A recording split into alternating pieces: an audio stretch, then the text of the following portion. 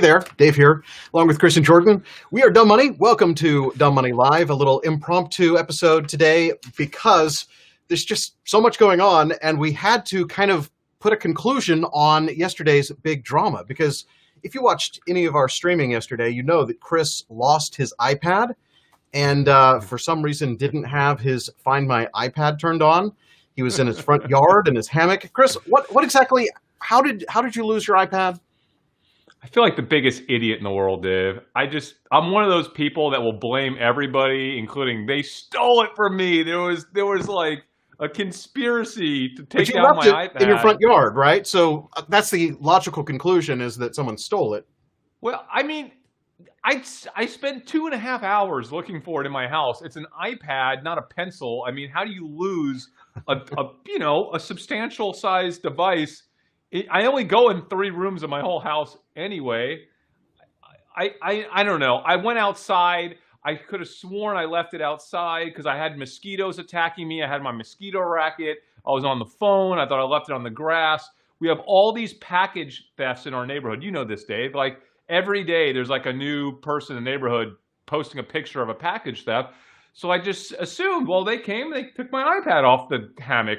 I mean, what kind of douchebag leaves an iPad on his hammock and is working on a hammock? And I deserve to get an iPad stolen. That was my day. I deserve to get it stolen. So you actually you found in your security footage, you found what exactly happened. So let me see if I can. 2 hours. 2 hours of me going through in super speed, slow-mo, taking pictures of every time I walked in and out of my house, okay, to see if I ever brought my iPad back in the house to figure out how much more time should I spend looking for it. That picture right there is when I initially walked out with my phone, my mosquito racket, and my iPad. You can see can you see is that the first one? Yeah, walking out with iPad. Yep, yeah. There it is. You could see it in no, that's the wrong, sorry, I must have given you the wrong picture, but. That's the first one that you sent me. Well, I sent you the wrong pic. I'm sorry, but keep going. There was a better one when I'm actually walking out with the iPad. Where's the next? I'm using some new software. I have no idea how to make the next slide come here. How about I click over Can you click on the left side? Can you click it? The left side. My mouse is going off the edge of the screen. There we go. Okay, so now I'm walking back in with the iPad in my arms. So okay, that's good. But then I had to figure out, I went back out again. So the next slide, I'm walking back out. Do I have my iPad? I can't tell. I don't know. So I took another camera view on the next pic. And sure enough, it looks like I have an iPad. But then I went to there's a racket or something in your hand. It's hard to tell. We'll do a close-up. Oh, that's an iPhone. No, yeah. So that means no iPad. I did not have my iPad in that pic. So now I'm good. The next pic is next time I walked out of the house, and that was to go on a walk with my wife. I was spraying myself with mosquito, spray. And so that's when I figured it's in my house. So I went back in the house again, and I finally found my iPad in a room that I don't believe I ever went in, but it was kind of camouflage. Isn't that kind of camouflage right there? Just kind of, with the light off. With the light off, you would never know that iPad's there. Anyway, I found it. I'm happy today. I'm so happy. I'm even more happy for Peloton, okay? Peloton, because I thought today was a day that maybe Peloton starts to slip. But it didn't, and I want to talk about Peloton in today's episode because I'm contemplating doing something on Peloton that you're not going to believe. Really? I'm contemplating putting a hedge on my Peloton position at these levels. What? Your favorite thing of all time? A short-term hedge. Short-term hedge. I always said there will become a point this year. There will become a point when we see the light at the end of the tunnel and Peloton is at risk, right? Now, I think there are enough people that are thinking the same thing that they are going to take profits in Peloton before we see the light at the end of the pandemic tunnel. So my plan is to front run those people, listen, it's going to cost me about, call it 10% of my Peloton profits. But at these levels, with the degree, we're social arb investors, right? We initiate investments with an information imbalance, which is where Peloton's been all year. Now, I think we're kind of approaching what I would call short-term information parity. Short-term on Peloton. Long-term, I don't even think we're close to information parity on Peloton, because I want to be in this stock for the next 5 years. And I think this stock has a lot more to run when Peloton does what I believe it will do, which is take over the entire world and change how we think about fitness, okay, in our homes. But short term, I think we're approaching information parity. So I'm considering putting on a hedge, and that's something I haven't done yet, but I might do it in bits. Like, I'm not going to put it all on at once. I might put a little bit on this next week and a little bit on the week, just like over the next month, start to slowly hedge it. Well, I mean, if you're hedging, should I go get into this stock? Because should I always bet against you? For the long term? I bet against you. I think I like your pick a little bit, but it's just not for me. Oh, Dave, you know what it is for you though? Can I ask you? Did you see, Jordan? Did you see the Peloton design that one of our community members did, and they tweeted at us last night or this morning for a T-shirt? Yeah, Have you seen that? I would wear it. Dude, Dave, if you could take this design, I think the design is like a little blocky, but if we can like take that design and make it a little more wireframe, like the one you did had done for Apple, or the one you did for it was something else you had Tesla. a design made for Tesla. Like, I think this would be kind of a cool dumb money Peloton shirt. Okay, so like the handlebars and the screen. Yeah. Here, let's share it the old-fashioned way. My flipping my iPad around. You kind of see it. So it's basically someone riding a Peloton while watching Dumb Money Live with the Peloton hashtag on the screen. I think it's cool. I think it's cool. For me, I don't like wearing a company logo that big. So I think a more subtle Dumb Money Live, maybe. But maybe that could be like an inspiration for a Peloton design shirt. So I will send this to the artist that I've been working with to do these shirts. Okay. It's getting expensive. How expensive is he? I paid $200 for the Apple design. Wow. Well, speaking of, thank you, Dave. Speaking of, we have decided that we are going to kind of ramp up the amount of merch that we're giving away to our community members, because we have so many insane community members in Discord that we're going to give away at least 10. Dave just built out the most incredible merch store ever. And by the way, everything we do in there, it's all done like priced to be at cost for us, so we're not making money on it. And the prices are incredible. We're going to give away a whole bunch of $20 and $25 gift cards every month. And Leon, who's kind of our head community manager, who literally runs everything, produce for everything across the board for the Dumb Money Discord channel. So appreciative of everything Leon's doing. He's going to kind of, hand those out to people that are kind of coming up with good ideas or just being really actively engaged in the channel, people just to show our appreciation. So, that's a lot of merch every month, and we might ramp it up from there too. Yeah, we were talking about even like during these shows, picking into Maybe that's what you just said. I was only halfway listening because I was typing the URL so that people could find the merch store. You can find everything at dumbmoney.tv, right? That's right. So people are saying that I'm slow on the feed, so I'm going to hop on YouTube and see. It is hilarious. I What? just muted myself and watched for a second. I don't know. If Dave isn't, Dave looks normal. Who knows what I look like? Wait, is it just me? We're trying some new software today. This is another alternative to OBS and Restream. This is actually through Restream's Studio app. It's the first time we've tried using it. So I can put chat messages on the screen again. That's exciting. Neo. Even from guys, let me just ask about Neo. We are going to be covering Neo in the next 2 weeks. I know it's not as quickly as you guys would like. We're still doing our homework on Neo. Leon did an amazing deck for in-depth deck on Neo. What you guys don't know about Leo, they're basically the Chinese Tesla, okay?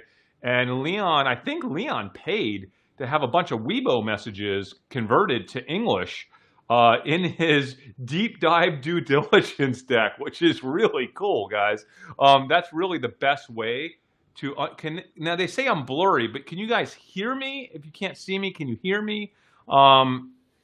Anyway, I'm blurry and you're like slow-mo Chris. But can you hear me though? Yeah, I think they can hear you. Yeah, they can hear me. Well, that's the most important thing. Anyway, really cool social research that Leon did and on Neo, and we're going to discuss that in a future episode that's coming up. The most important thing. Hold on, I'm pulling it up, Dave. I don't know what's going on here. So what I'm seeing is you look like you literally look like you're in slow motion. Like it's just like a I don't know, like you're running in slow motion. I don't know how delayed that picture is, but the sound is normal. And look, I am too. Oh no, I'm not. I look like I was taken on a flip phone from 1998. You do, yeah. How in the world? It has to be the software, right? But Dave? I'm seeing on my monitor here. Guys, sorry. If I can bring this into the frame. I'm seeing everything perfectly on my monitor. But this may be the last time we try this one. I did see a comment that we should try Ecamm.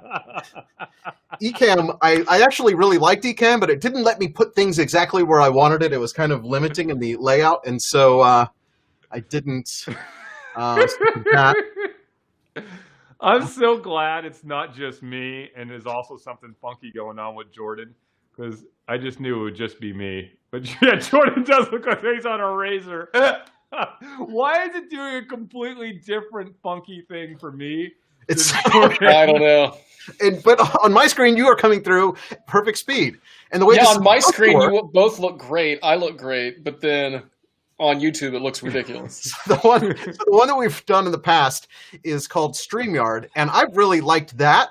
And it does kind of the same thing where it basically takes each of our feeds into a cloud-based server, does the encoding on the cloud, and then streams it out to all the services. I wanted to try this because I'm paying for a subscription to this service anyway, and if it was, if I could do it and save $40 a month, I would do that because I'm frugal. But if it's going to look like this, we're not going to be able to use it. I actually did use Ecamm originally, and Ecamm was.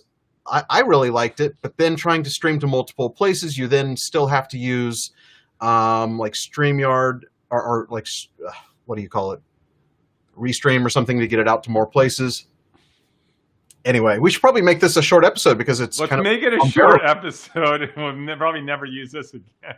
Okay, you wanted to talk about, we talked about the iPhone, we talked about some giving away merch, have you talked about the Propane trade?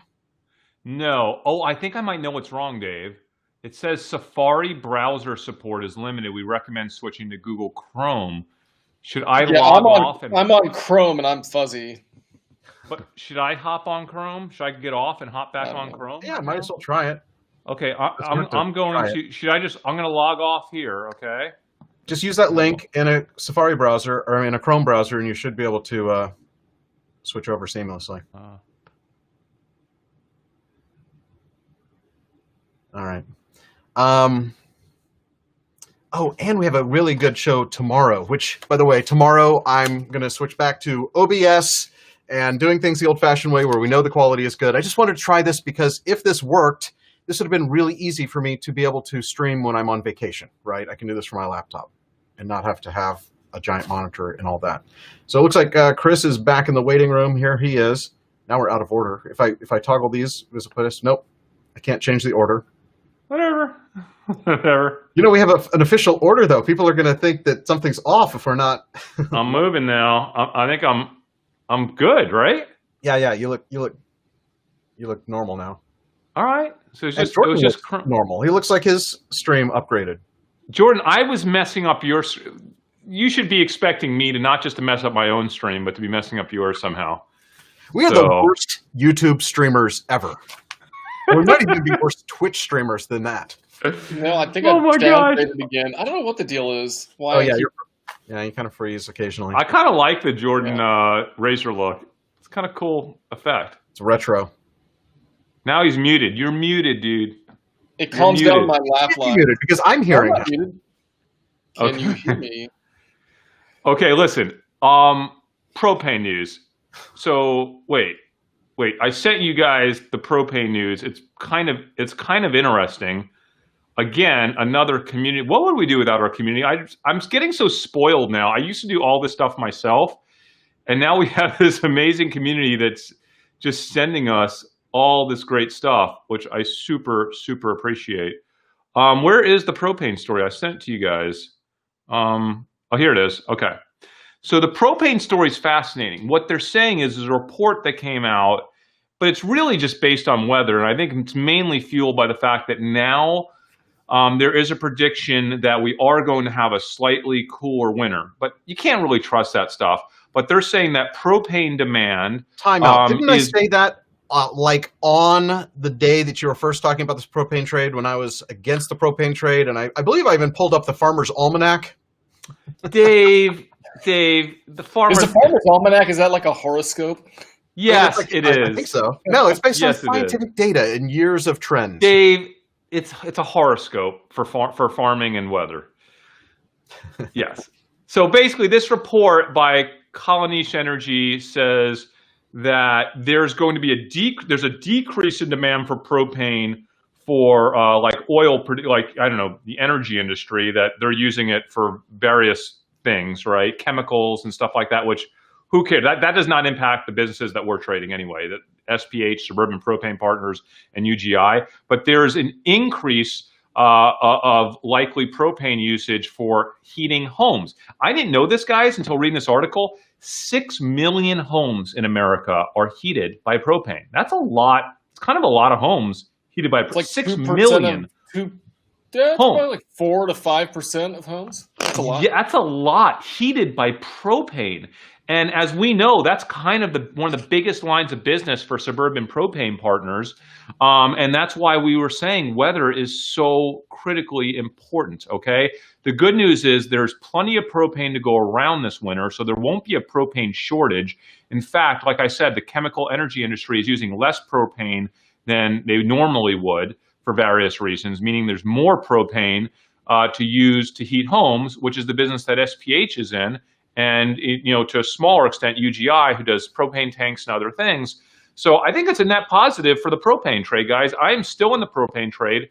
I have not taken profits in it. So net positive. I'm still in. So I told you, I'm considering New York approval for propane in city. Is that a news story that I missed? That's another big pot. So if you remember a couple weeks ago, Crockett, my old roommate, tweeted out a story about New York, just about how the patio heaters in New York, but about how it was illegal to actually have a propane patio heater in Manhattan, in New York City. So like, well, that's a bummer, because that's like a big chunk, right? That's a huge chunk of business that would be there. And now it looks like they're going to vote on this today, maybe, or tomorrow. No, tomorrow, I think. It looks like they might legalize, if just for this winter, if nothing else, restaurants and all kinds of places in New York City to use propane patio heaters. Dude, talk about bonus, right? That's a huge bonus. Are there major metros that have banned propane? Like, you guys I don't know, but gas? Well, Jordan, I think they do it for safety reasons in New York, right? I think it's a safety thing. I get it, right? But do they allow natural gas, or is it just, or is everything electric? I don't know. I can't answer that. I would assume it's maybe both. Yeah. Electric and natural gas. I don't know. But you know how, Jordan, the thing is, most of these places in New York, they're setting up like makeshift patios on the street, right? Sure. So it's like they have to put in temporary propane they have to do heaters. Something anyways, right? And so it's either do they run a bunch of extension cords and get electric ones, or can they use the propane, which would be way cheaper? And more realistic, right? Like than getting a bunch of extension cords that people can trip on and stuff like that. I don't. And by the way, Jordan, these are old buildings in New York. It's not like they have a lot of excess power connections and stuff. Yeah, and those heaters take a lot. So They really do. So that's kind of would be another net positive. I like reading about that. I did do a little trade I teased on yesterday's show. Yesterday, I wanted to be bigger than it was, but only a small piece of the trade filled. It's a fun one. I started going down the rabbit hole. Do you guys remember when GM went bankrupt? It was like 2009. Do you remember that? I do. I will never forget it. They traded at like $1 or $2 or something like that for like a year in bankruptcy, even after they were clearly bankrupt. And everybody was like, there's zero chance that you're going to get even 1 penny of value out of the stock. And they just kept trading and trading. Evidently, it was partially because of a new trading law that said for taxation, if you're shorting GM, which a lot of people were at the time, the same way a lot of people are probably shorting Hertz, you don't have to take the profit, I guess, until you come out of the short, right? But likewise, if you're losing money, you can't take the loss until you actually sell the stock. So I guess there were a lot of people that just didn't want to take the profit on the short. So they were never getting out of the short. And then if you did try to get out of the short, people would burn you and you would have to you couldn't really get out of it. You'd have to cover the short somehow. And so by just naturally having to cover the short, even after it changed from one symbol to like a penny stock symbol, you were still getting burned by people that weren't going to sell it to you because they just didn't want to unless you were going to pay them a reasonable amount of money. So it just kept a false value forever. Yeah. Anyway, back to Hertz. As we all know, there's virtually, it's not 100%, but there's virtually no chance, right, that Hertz is going to do anything that's going to get them out of bankruptcy unless, if we had the craziest vaccine ever for the pandemic and come January, or they're supposed to completely be out of money by December. But come December, January, it's like the biggest boom you've ever seen in your life in travel. Theoretically, buyers can come out of the woods and be like, whoa, wait a second. We'd like to buy Hertz for, 50% off, right? Or whatever it is, 70% off. But we'd like to buy the assets.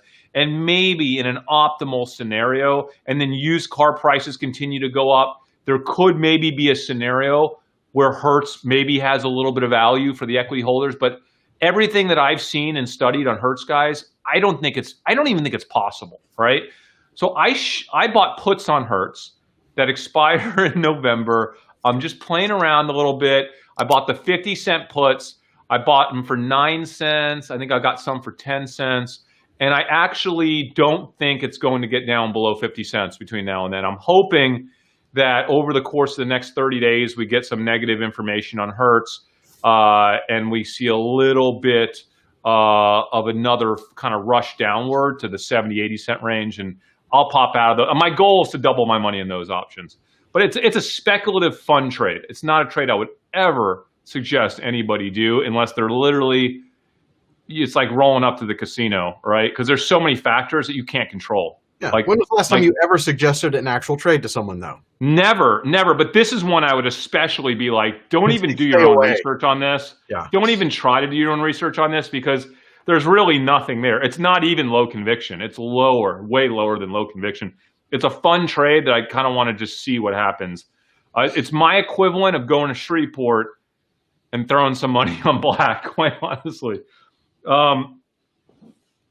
What else we got? Oh, Dave, can you talk about this idea that we were kind of brainstorming about setting up a $10,000 account for the community and how that would work? And maybe so we would set up. So basically, the concept is we could set up a trading account, put in some amount of money, maybe $10,000, and then talk about some of the trades that we're doing like we normally do, and then actually execute some of these trades. Let the community.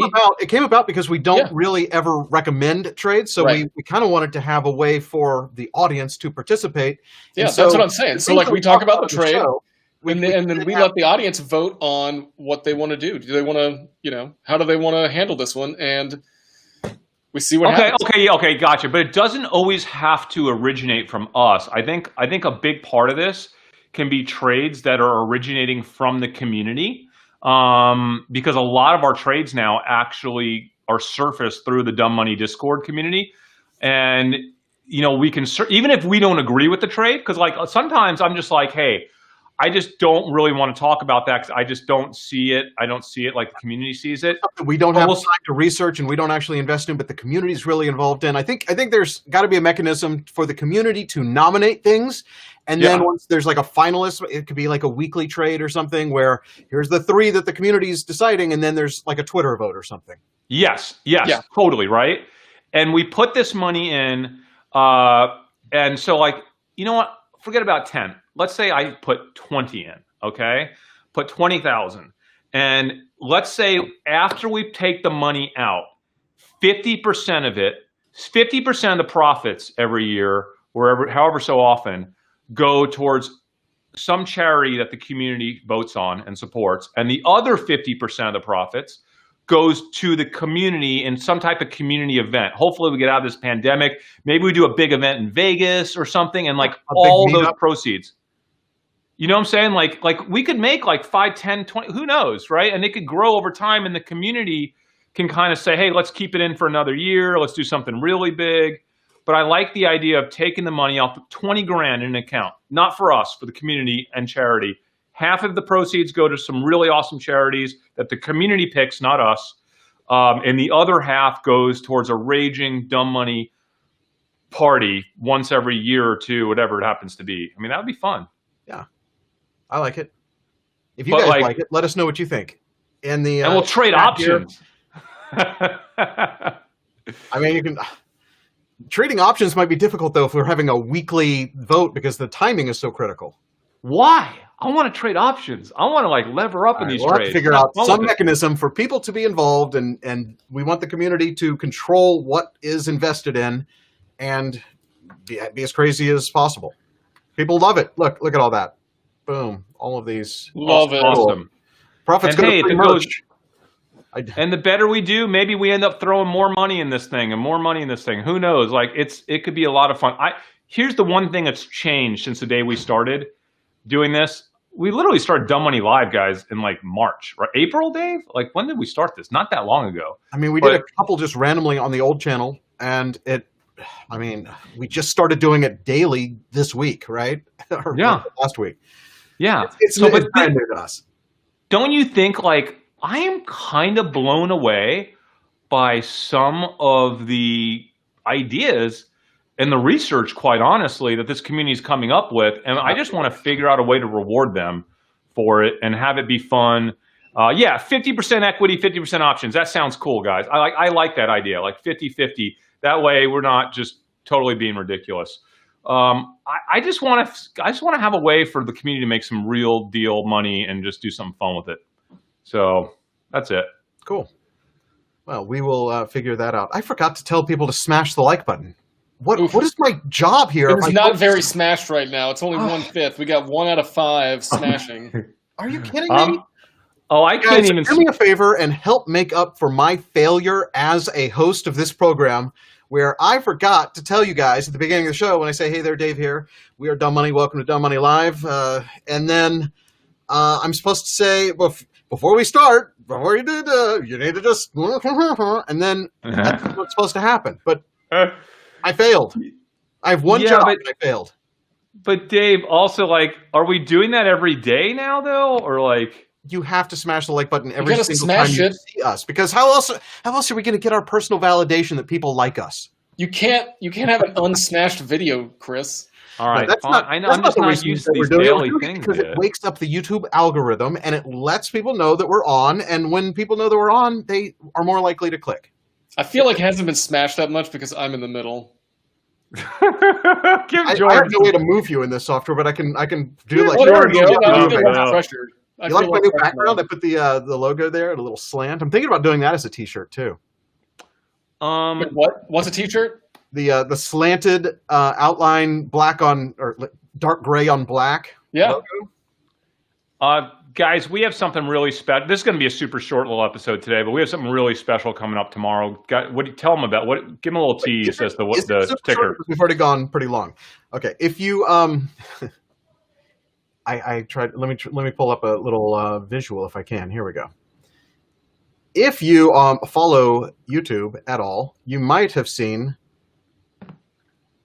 this guy's video, Graham Stephan confronting Logan Paul on his $200,000 Pokemon card thing. If you watched YouTube outside of the finance world, you might have seen Logan Paul opening his mint condition box of Pokemon cards.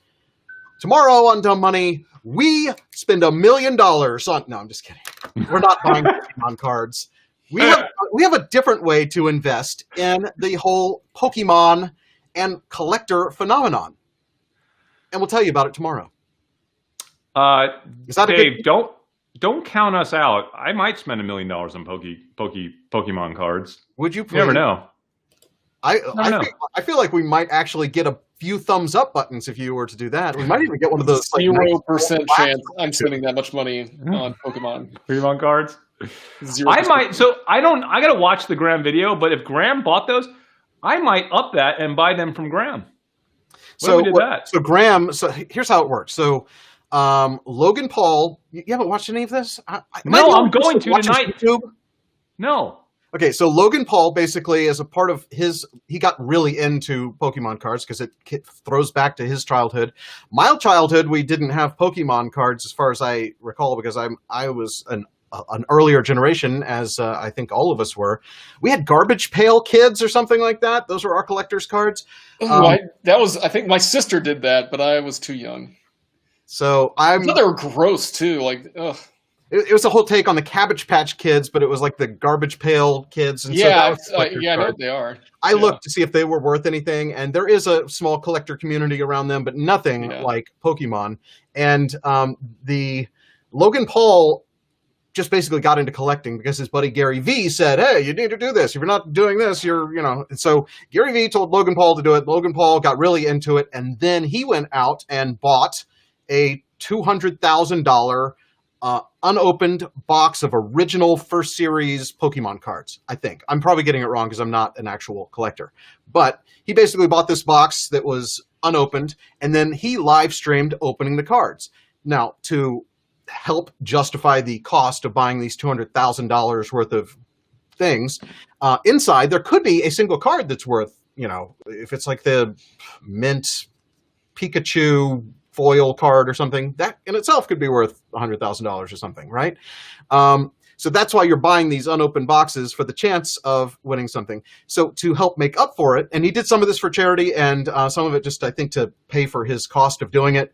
But he sold for like $111,000, or no, $11,111. He sold individual packs out of this big box, and he basically opened those on the show, and anyone who wanted to could buy one of those packs. Well, Graham bought one of those packs, and you'll have to watch Graham's video to see if he came out a winner or a loser on this. But it's a good video, and I watched. Oh, so Graham bought the pack and opened it up. So Graham didn't buy $230,000 of Pokemon cards then. No, Graham makes good thumbnails. We need to figure out how Graham does titling and thumbnails better, because confronting Logan Paul, I bought his $200,000. That basically, there you go. You says that he bought it, right? He bought his $200,000 Pokemon cards. He bought one pack out of a $200,000 box, which is still that's still way more money than I would spend on a collector's card. That how can we outdo Logan Paul on Pokemon cards? I don't know. Let's call Graham and ask him. Like, literally, let's ask Graham how to be better YouTubers, because we need help. Oh my gosh! Graham. Maybe he'll come on the show and he can talk to us tomorrow about Pokemon cards. Yeah, maybe. Andre Chick too.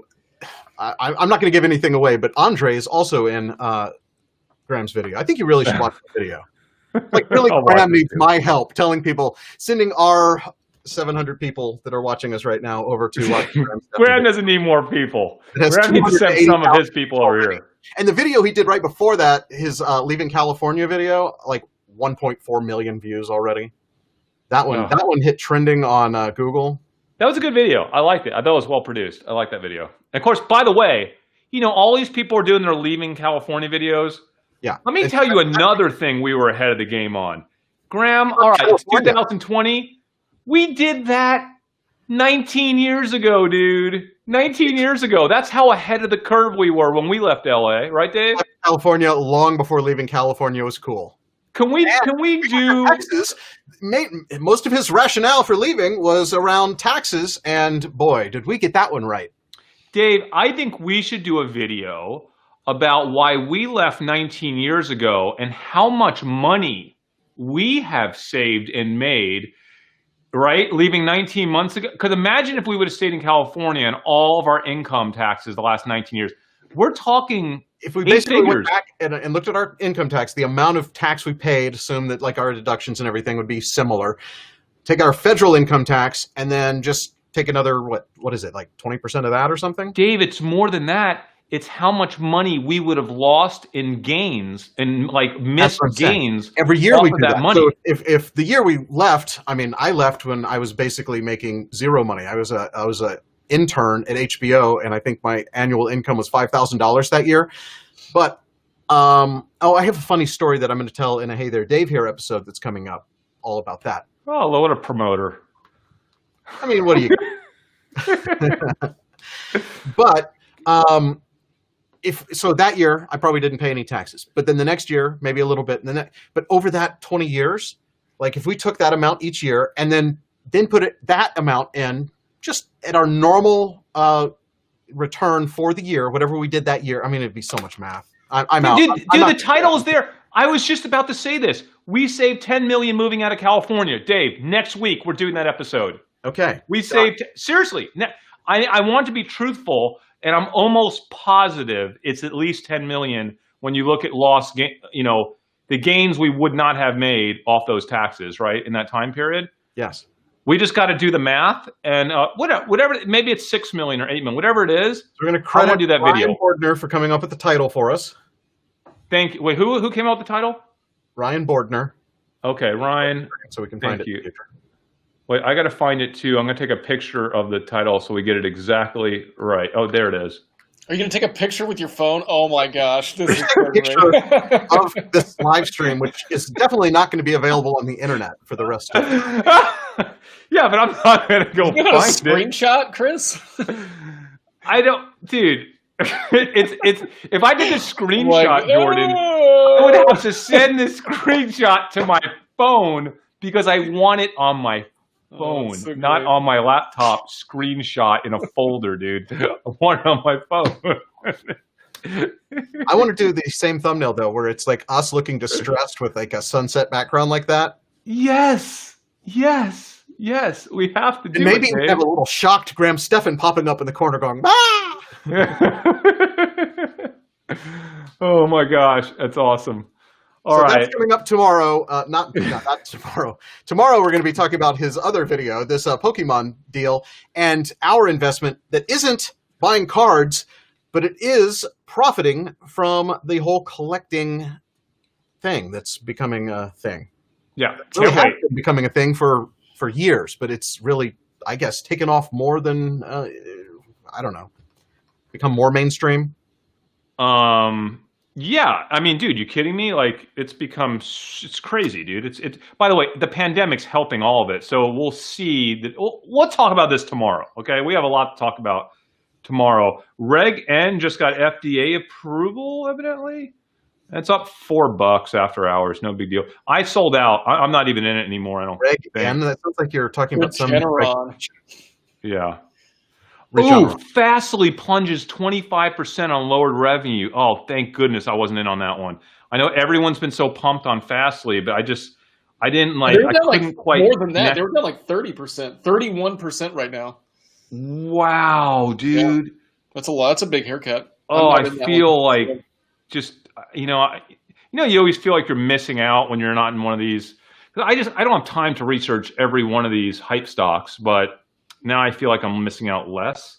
guys. If anyone in the community was invested in that, I'm so sorry. I saw some people comment that they lost some money in the chat. Dude, I'm so sorry, guys. Yeah. Anyone here? Hey, dude, it happens. It happens to all of us, dude, all the time. That's fine. Come back stronger and smarter. This is how we learn, dude. This is how we learn. Okay, I gotta go because I'm getting I'm getting texts from my mom saying that I need to. She texts the entire family and says, "Call me," with exclamation points. Now, who in the family? Is it me? Do I need to call her? Is it my sister? Is my You know what? I saw your mom does watch us on Twitter now. Yes, I saw her in the comments on the Twitter live stream and Periscope. She might be asking for some investment advice. What? Just so you know, she watches with 5% of her 5% of her attention, because she ends up questioning me after the episodes, and she obviously wasn't actually listening, but she heard just enough to critique something that she wasn't really listening to. So, but it makes my life fun. That sounds just like a Camillo family dinner. Yes, it is. Oh, hey, Chris, can you turn on Find Your iPad? Do you have that enabled now? Do I have what enabled? Did you enable Find Your iPad? So Jordan, I spent a few hours last night and I renamed, and yes, every single piece of electronics in the Camillo household, and there are a lot of them, probably 18 of them, are all properly labeled, properly categorized under people's, Apple accounts, and all on the Find Me. Yes, I am good going forward. You know what's ridiculous? In mine, when I go to it, it's Jordan McLean's MacBook Pro 9. I've had 9 MacBook Pro. This is my 9th one. I have the same thing. Insane. And I don't know how to remove those from my account. I haven't really. Dude, Dave, it's so easy. All you have to do is go to Find My iPhone, and there's literally a little remove thing. Just boom, boom, remove all the old ones. Super. Guys, if you don't mind, we're just gonna have a little tech support question Q&A right now. If anyone knows how to, on Apple TV, you know how that little remote they give you is basically lost the day you get it, but they have that really neat thing on the home screen where you can just open up the remote. Well, the first thing you have to do is select which TV you're using. Is there a way to bypass that? And because it's a list of 4 TVs every time, and I always know which one I want, right? Because I have one main one that feeds house. Is there any way? It always makes me select which one. I don't. And there's okay. So I have some TVs on here. I have 4 on here. Yeah. And I only have 3 in the house. One is a repeat of the same TV. Really? That's weird. My media room shows up twice. Because I think I had the same device called the same thing, and Blake only says use shortcuts, so I don't know what that is, but I'll Google it afterwards. No, I tried to program myself a nice shortcut thing, and the thing I don't like about that is I like it to be on that. I know, I love that. I love you drag down, you hit it, and then boom, you're in. Because you actually have to. I always have to select which TV, which is mildly annoying. But once I'm on that TV, it stays. List. Yeah, once I'm on that TV, it stays for the whole viewing experience. Dude, pretty much switches back every single time for me. Did Fastly take down all of tech after market? My account went from being down 120 to being down $268,000 after market, and I don't own any Fastly. Come on, dude? What is that? An after hours quote that you're basing your portfolio value on? TD Ameritrade shows whatever it is, even if it's after hours. Yeah, it's after hours, and I'm not even in Fastly, man. Come on. So, hey, if you lost a little money today, I probably lost more, guys. So, but I think it just took down the NASDAQ with it, probably is what's happening. Oh, Baba's tanking now. Let's go. Roku. Oh, no, not Roku. Not Roku. Not Roku. I mean, the NASDAQ is down after hours, but just barely. Amazon is about even after hours. Is it even? Roku's one of the good guys. You can't take. Oh, Roku's down $6. I mean, whatever. It's down 2.7. That's not. It's at 232, Dave. I mean, it's fine. But Roku's one of the good guys. Shopify dropped almost 3% today. Shopify had a tough day. Like I said, I was even Twilio down after hours. Here's the problem. Twilio dropped a good amount. Yeah, but Twilio was only. But Twilio was up huge on the acquisition yesterday. Right, but it's down they to acquired 6.7% right now. what? I know, but like So they it were up- erased everything from yesterday and almost Yeah. everything from the day, well, half of the day before. Yeah, man? I don't know what's dry. We've been on the show here and we've been in meetings the last few hours, so we don't know what's going on, guys. Yeah. We have no idea what's going on. But I do know that Dave & Buster's was up 7% today. What's up with that? I'm shorting them. That's what's need to get not up with that. We need to get that Saturday Night Live song. Do-do-do-do. What's up with that? What's up with that? Just so that I have a sound effect. You know how Man. Kramer has his bowl noise? Oh, I hate all of his noises are just the worst. We can have good noises. Anything but his noises. They are the worst. Completely unlicensed, get us yanked off of YouTube Saturday Night Live clips.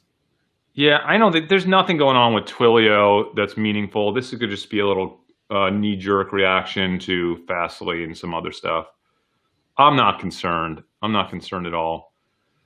All right, so listen, guys, Jordan and Dave, we all have research to do tonight to make sure we're totally prepared for tomorrow's show. So let's get off here so we could actually have some time to do that. All right. I got videos to watch. I got to watch Graham's video. I got to watch Logan Paul's video. I got 2 hours of Logan Paul opening up each individual card. Yeah. Oh, by the way, tomorrow we are going to have 2 special guests from the Dumb Money community come on the show. All on one show? This show might be too big for YouTube. It might be too big for YouTube. These are guests who were responsible in part for tomorrow's episode, discovering this trade and researching the trade. So it'll be really fun. So definitely join us tomorrow. All right. Join us tomorrow, and that's going to do it for today. If you haven't done the thumbs up, you know to do that. If you haven't followed us everywhere, just go to dumbmoney.tv. There's a linked list of all of the nice places where you can follow us because we are on all of them, including TikTok. I haven't posted on TikTok in a while, but hopefully we'll post something soon. Anything else? Mm-mm. All right. I don't know how long it's going to take for this end clip to come over.